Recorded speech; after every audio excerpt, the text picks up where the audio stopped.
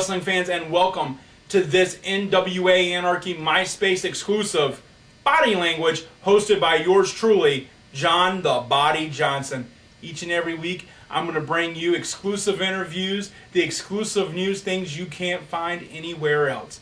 Now, the big going on here, the big rumor, October 20th, our next big national television taping, we are going to hear from Nemesis. That's right, fans. Back at our last television taping on October the 6th, Nemesis brutally attacked his partner Shadow Jackson, thus ending the legacy of the Urban Assault Squad, the former three-time Anarchy Tag Team Champions, two-time Mysterious Benefactor Memorial Cup winners, all over with now.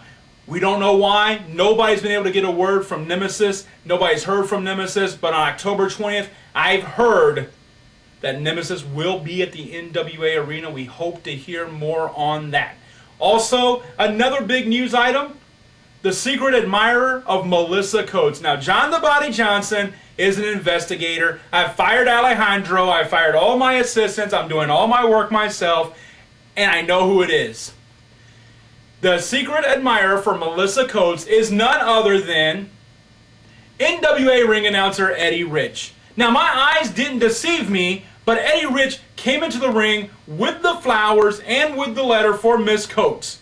He presented them to her. She got overly upset. I mean, if Eddie Rich was giving me flowers in a card, I would be upset too. So the secret admirer is not so much a secret anymore. And Eddie Rich, you better watch your step, because these are the kind of girls that used to take your lunch money back in school. Also on October 20th, it's going to be a huge tag team match for the first time ever. The Mighty Iceberg teaming up with former Anarchy heavyweight champion Michael Judas to take on the NWA Elites, Abomination, and the current Anarchy heavyweight champion, the Universal Soldier Shatter, with Jeff G. Bailey at ringside. Exclusive news for you here, fans. Michael Judas and the Rejects do not get along. They're not going to be able to coexist. They're not going to be able to overcome the greatness that is the Elite. Be watching for something very shocking to happen at the end of this one, because I've had a talk with Jeff G. Bailey, and he's told me a lot that I can't tell you here. You'll have to be there on the 20th to figure that one out for yourselves. Now, back at the beginning of this, we talked about the Urban Assault Squad breaking up. And now I'm going to offer you up my views and my editorial on this one. I think it's about time that Nemesis wisened up. You see, October 6, 2007 was just the boiling point of something that had been brewing for over 5 years in that building.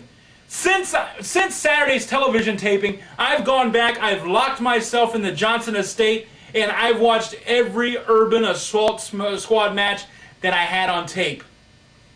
And the more I watched them, the more I realized something. The more I realized what a glory hog Shadow Jackson was. The more I wondered, why didn't Nemesis do this sooner? Because Nemesis was the workhorse. Nemesis was the one that was taking the beatings for the team. Nemesis was the one that was having to take the punishment all the time. It was Nemesis taking the injuries. It was Nemesis getting beat up. And then, whenever anything good happened and Nemesis won them the match, Shadow Jackson took the glory. Well, you know what, in my case, fans, I think that's just disgusting, it's despicable, and I couldn't stand it, and I don't know how Nemesis stood it for so long. Hopefully, on October 20th, we'll find out. That's been Body Language. I'll see you next time.